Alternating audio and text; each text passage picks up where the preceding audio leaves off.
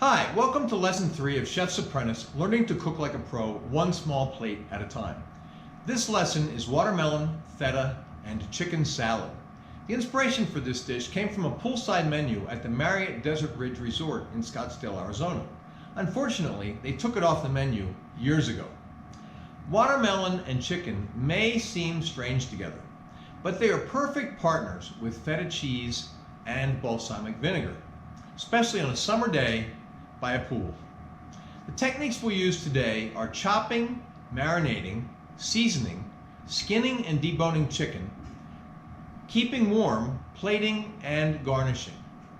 This will also be your first use of heat. In fact, we will use 3 different heat sources to cook 3 different chicken thighs. Direct heat for pan roasting, indirect heat for oven roasting, and rotisserie roasting, so you can see the different results. Now let's talk a little bit about keeping warm. Recipes often tell you to keep something warm, but they rarely tell you how to do it. This can be an art in itself. If your stove has a stainless steel shelf above the burners, like this one, do what I do. Simmer a stock pot full of water up to the rivets on a back burner under the shelf. It will keep the shelf warm, and the water can be used for blanching, which we'll learn in a later lesson. Keep food warm on the shelf. You can also heat an oven to 150 degrees Fahrenheit and warm food inside the oven. To avoid drying out the food while it's warming in the oven, cover it.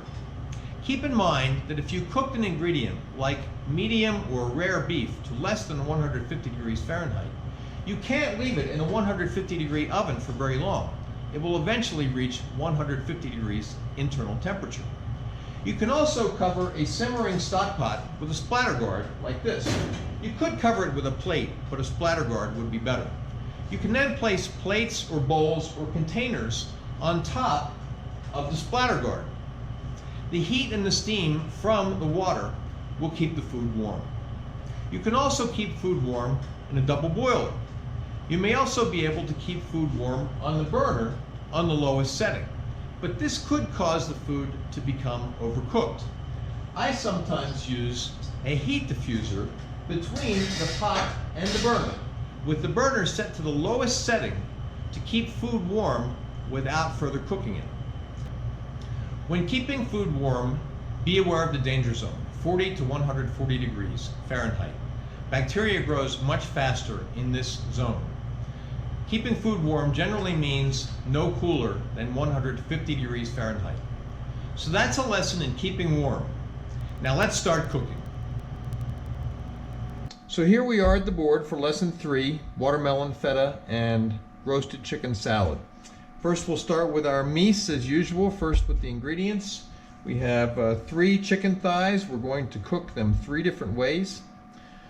So why thighs? We're using thighs in this particular preparation because thighs have a lot of flavor. They have more flavor than breasts do, and they tend to stay moister. These are bone-in, skin-on thighs, which are getting harder and harder to find. Why bone-in, why skin-on? They're bone-in because they stay moister if the bone is in there when they're cooked. The bone is a heat sink. It grabs heat, and so it gets more of the heat and kind of takes some away from the meat, so the meat can cook in a more regular and gradual manner. Skin on. Why skin on? Skin because the skin protects the meat as it cooks.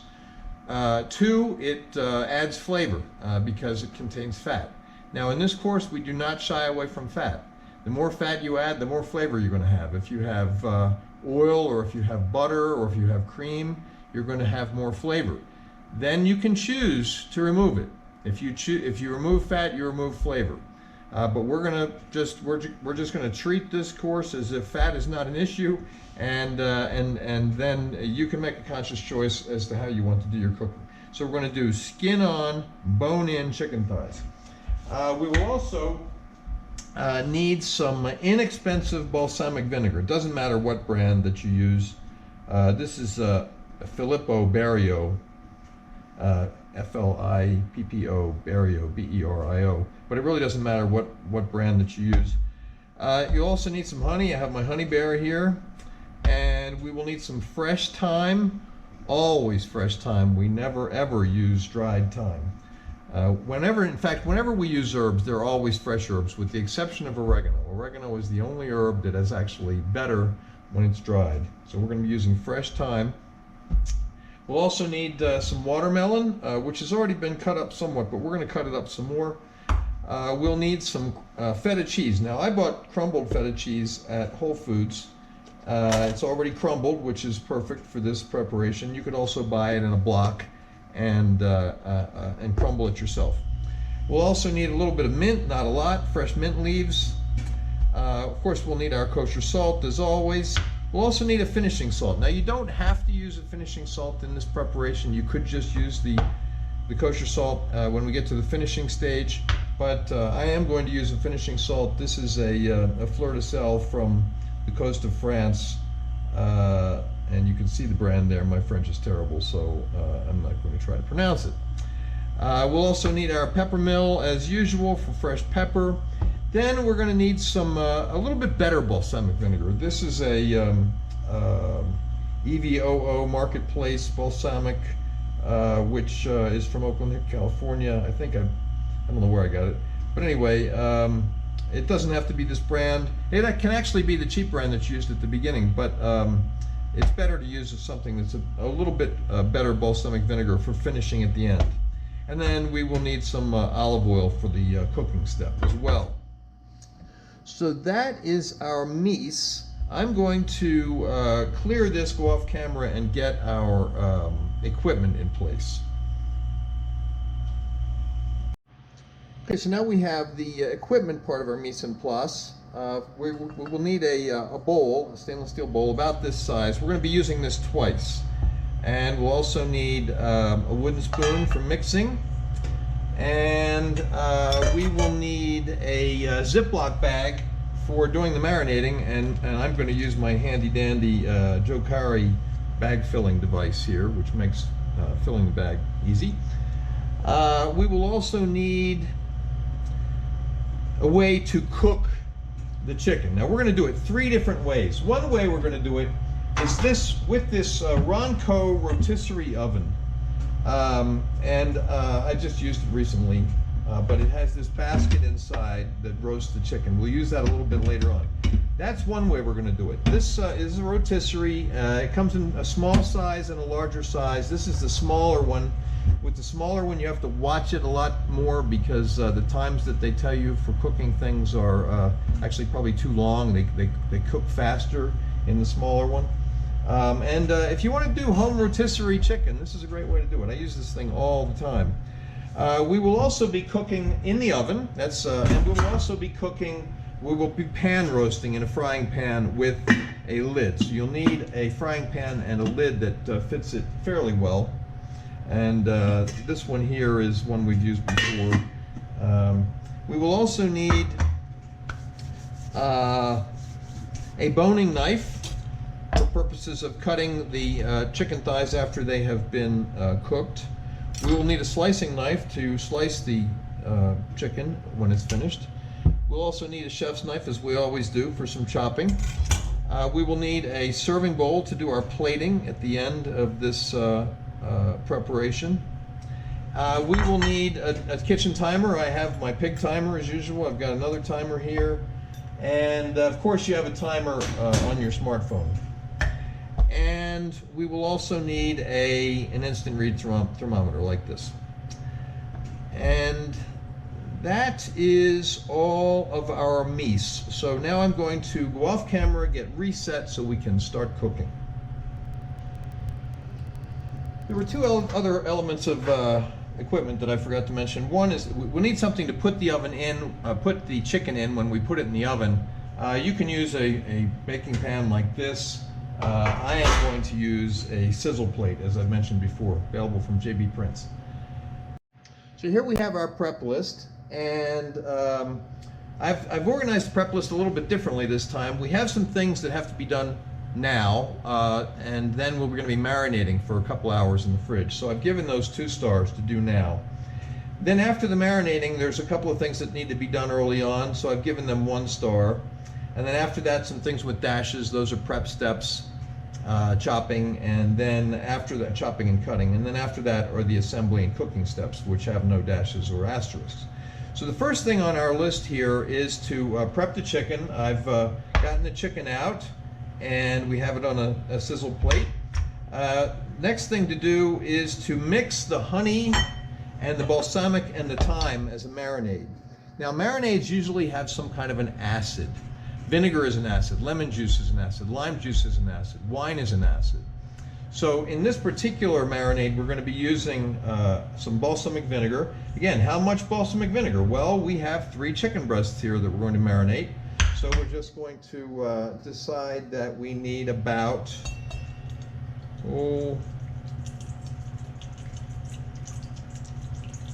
let's say about that much. So that, I'd say, is probably about a little less than a cup, maybe just a little bit more.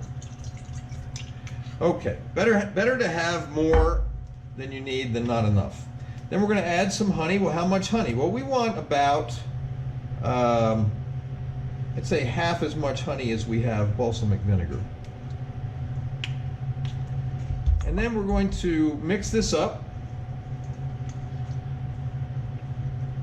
Now the honey is at room temperature, so it's going to mix a lot easier than if you were to keep it in the refrigerator. I don't keep it in the refrigerator. So we're going to mix that up very well.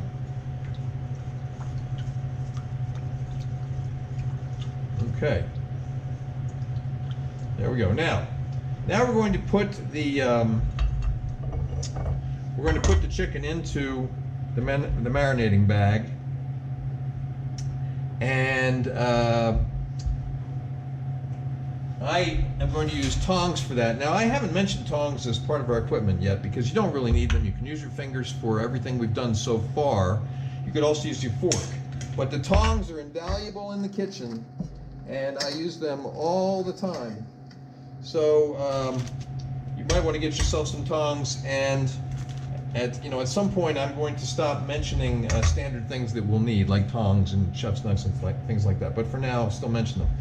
Add the thyme. Now, this is fresh thyme. Again, it's been tied with a little kitchen string. You don't have to do that. Just makes it easier to get it out of there later on.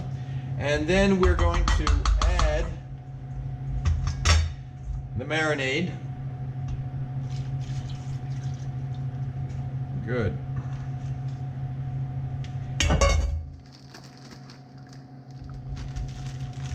Mix it around in there so all of them get coated with the marinade a bit. We want to try to get as much air out of the bag as possible.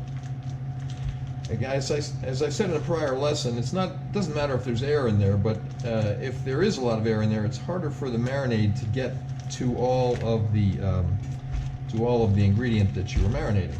And we're going to put this into a pan just in case the bag were to leak.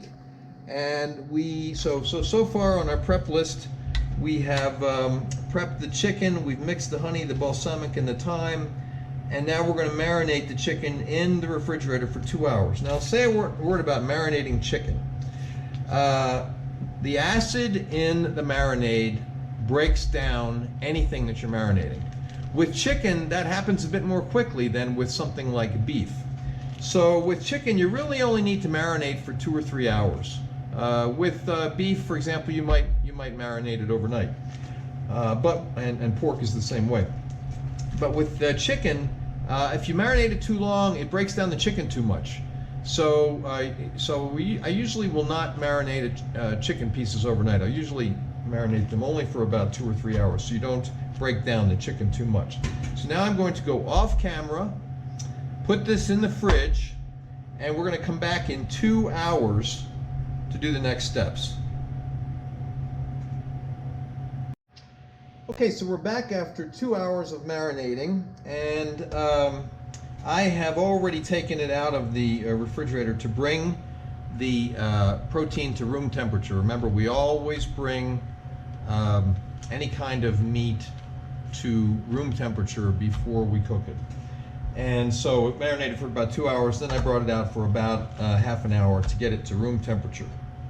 Also, on our list with an asterisk is to preheat the oven to 375 degrees. So I've already turned on the oven, and it's preheating, has been preheating to 375. Now, next step is to cut up the melon. Now these pieces are already pretty much in the size that we want, and we're just going to make them a little bit smaller and put them into our bowl. So we want pieces that are about a 1/2 inch to 3/4 of an inch, basically a bite-sized piece, a piece that you can eat without really having to chew. Of course you will be chewing them, but the idea here is that you want a piece that's about bite-sized. We're going to cut them all into roughly the same size pieces. That one's good. That one's good.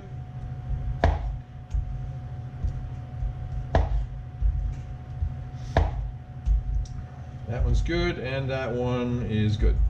And we'll just put these other little pieces in here just so we don't waste anything. Okay, so that's first step is we have cut up the watermelon and clean the boards so we can work clean. We wanted to prep the feta. Now in this particular case, the feta is already prepped because it's already crumbled, and I just want to break up some of these bigger pieces or not use them. They're a little bit larger than I want to use. So this is already good, but if you had a hunk of feta, you'd want to make some crumbles from it, roughly about this size. Okay, so that's ready to go. And then we need to chop our mint. Now we don't need much mint. I'm making a portion basically that would serve 2 as a small plate right now. It would be maybe a size for 1 person for lunch, which it's actually going to be after I finish making it.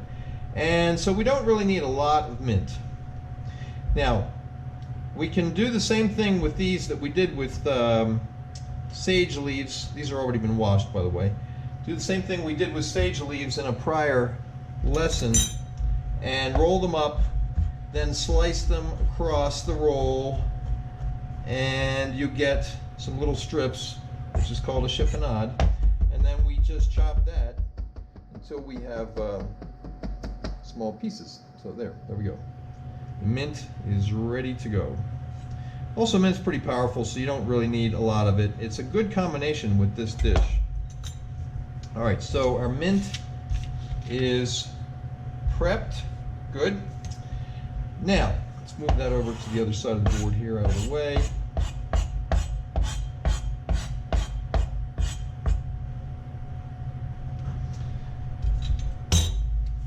All right, the next thing on our prep list is to remove the chicken from the marinade.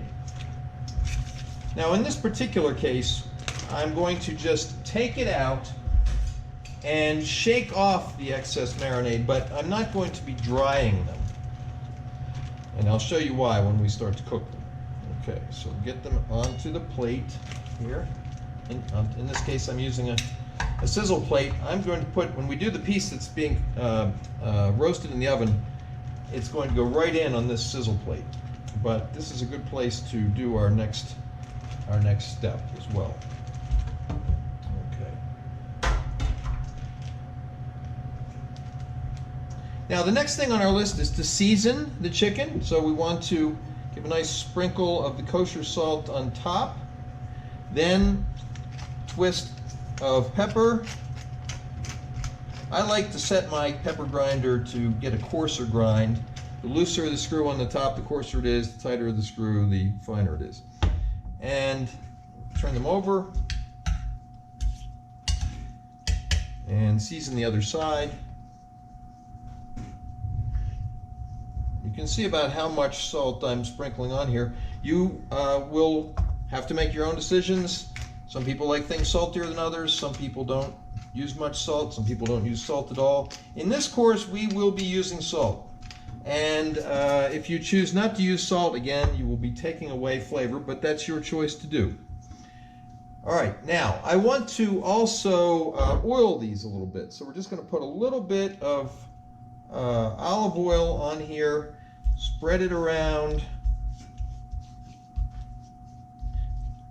turn them over, Do a little bit more on the other side.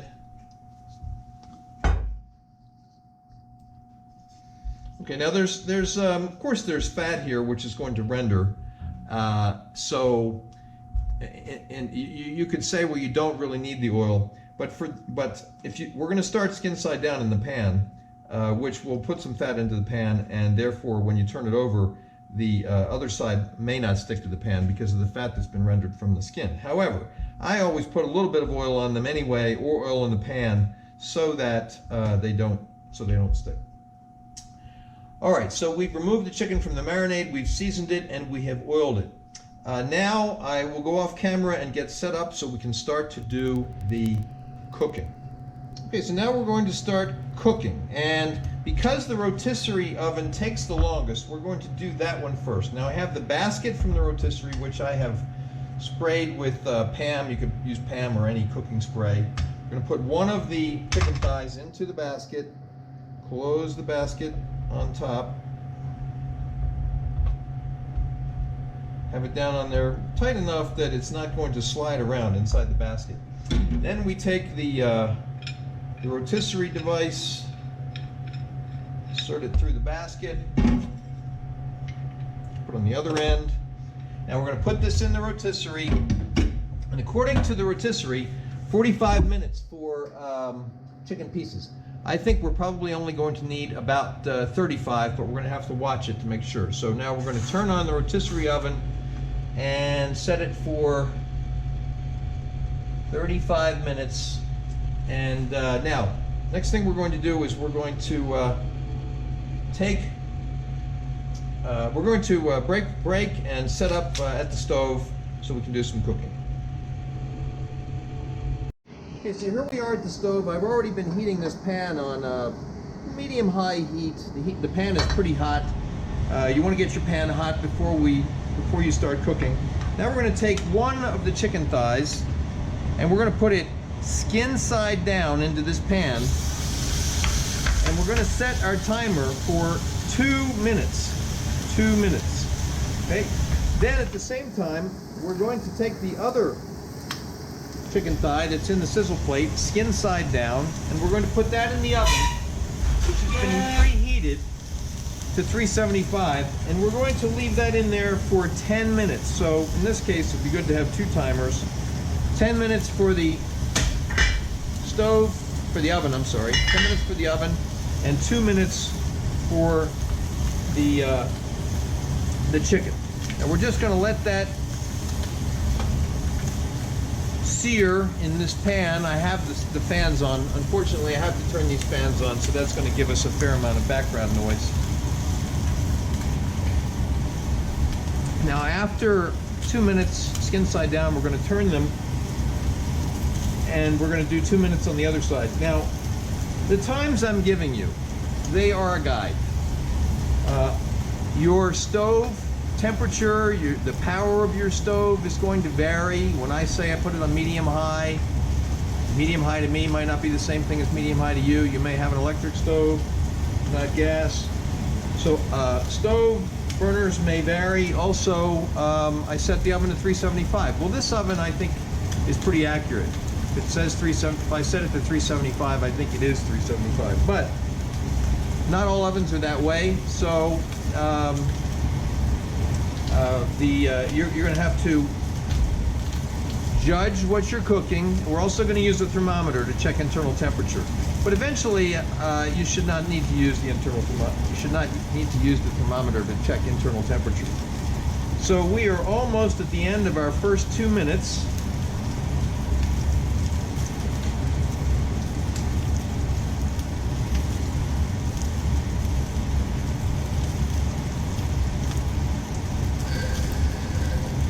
Okay, so 2 minutes. Now we're going to turn it over. We've got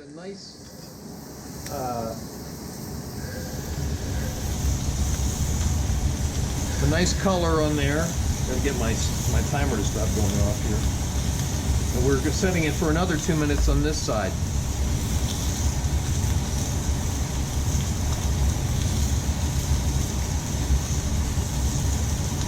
In the oven, I'm not sure if I said how much time we're doing in the oven. We're going to do 10 minutes on one side, 10 minutes on the other, and then we're going to turn it back for another 5 minutes. Now you could just do 12 minutes on each side, I suppose, but I like to turn it so that I can keep an eye on it. So in the oven, we're going to do 10 minutes one side, 10 minutes the other, and then 5 minutes back on the first side, which was skin side down.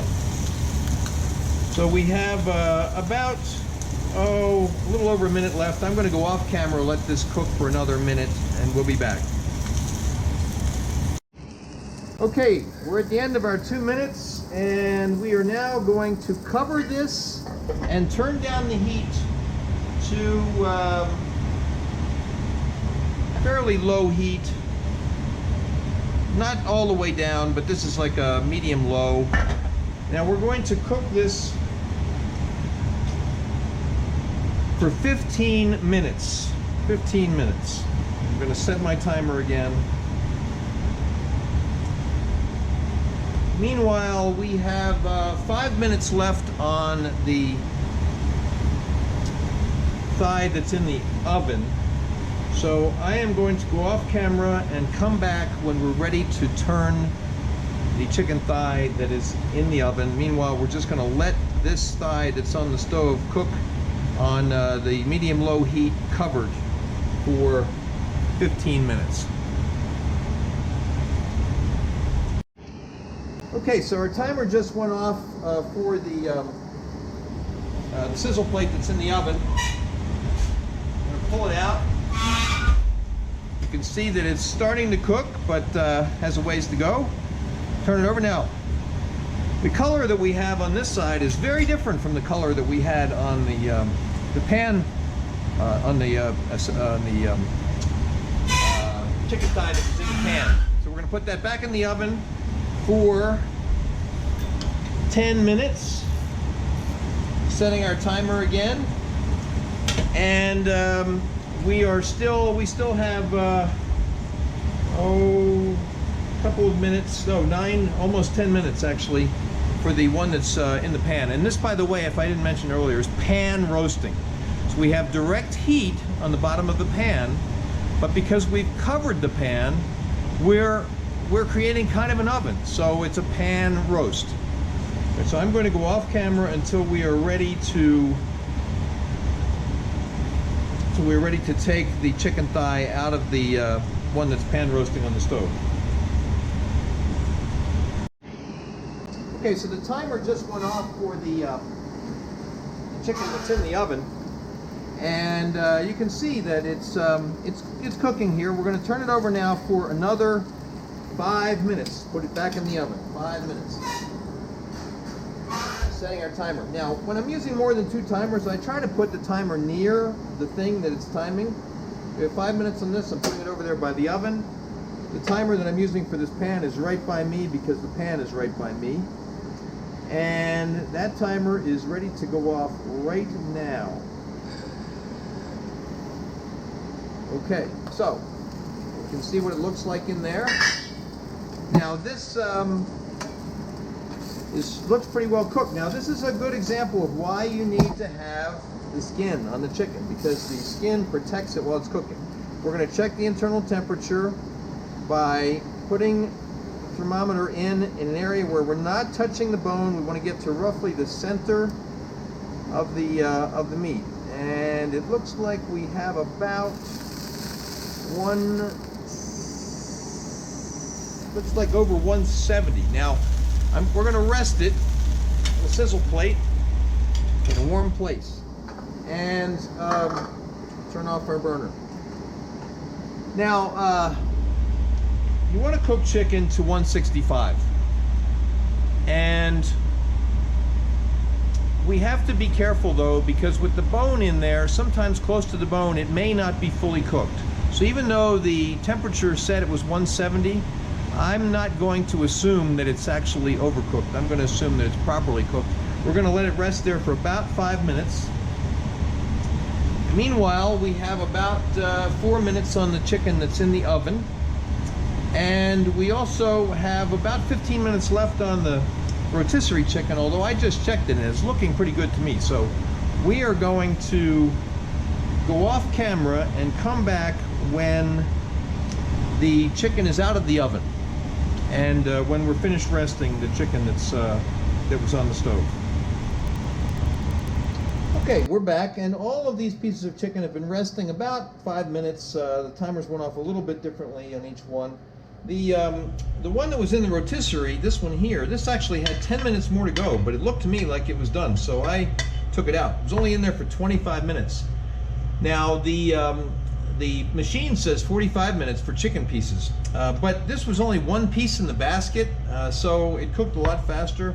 And as I've said before, I think these smaller rotisserie ovens, they cook faster than the instructions say. So I had thought it was going to take only 35, not 45 minutes, but it really only took about 25 minutes.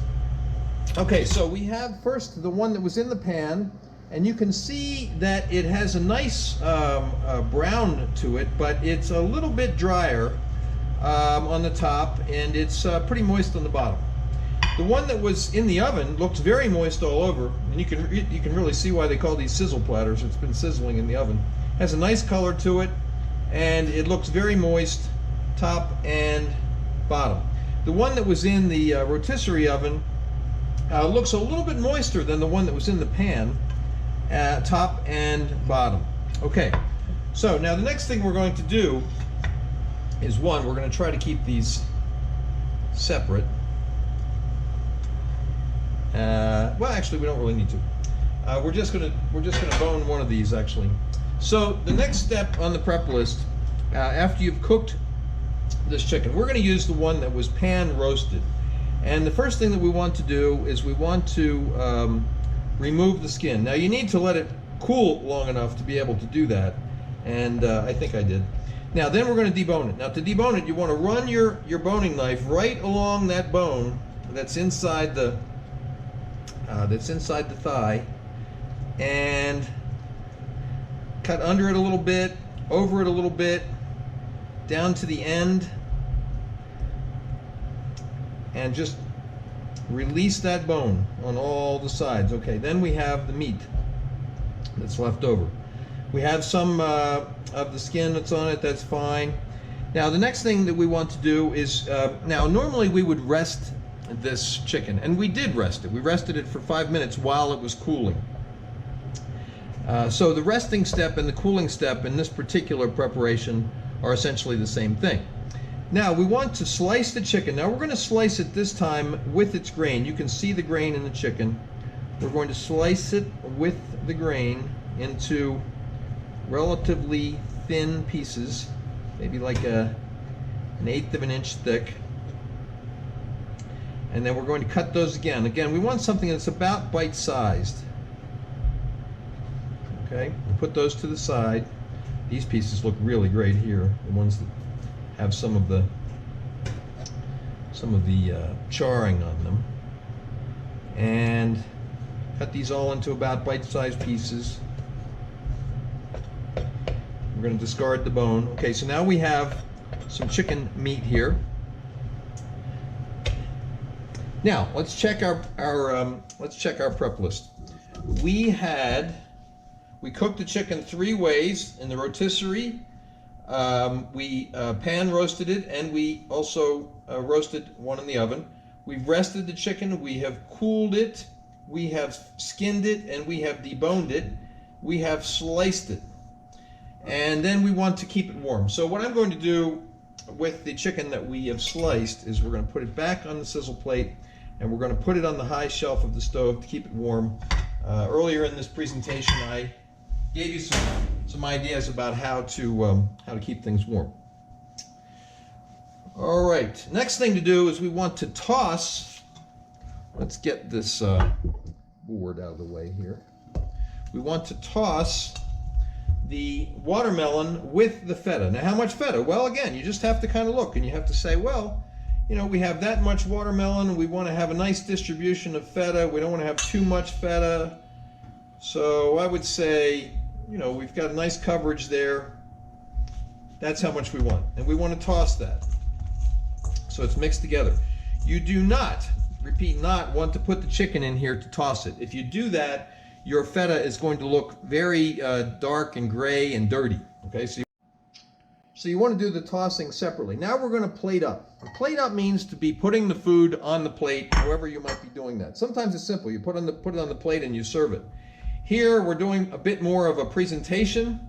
So we're putting the mixture of melon and feta cheese into our serving bowl. Then we are going to garnish it with the warm chicken. And that means in this case, we're just going to place the chicken around on top of it. Okay. Then, check our prep list. We've tossed the melon and the feta, we've plated it up, we've garnished it with the chicken. Now we're going to garnish it with the mint. You may have noticed that I covered the mint with a little bowl. That was so it wouldn't dry out. We're just going to sprinkle the chopped mint on top. Okay. And then we're going to take our balsamic vinegar, the one that was a little bit better vinegar, and take the top off, put thumb over top like this, turn it over, and just let a little bit out past your thumb. And drizzle that balsamic vinegar over the top. Good. That's good. And then finally, we're going to use our Fleur de sel. Just a little bit of sprinkling. Remember that the melon was not salted, but there is salt in the feta, and there is salt on the chicken. So we don't need a lot of it, just a tiny bit. And then a twist of pepper. And there we have it. Finished finished watermelon, feta, and chicken salad, roasted chicken salad. So hope you enjoy it. Bon appetit.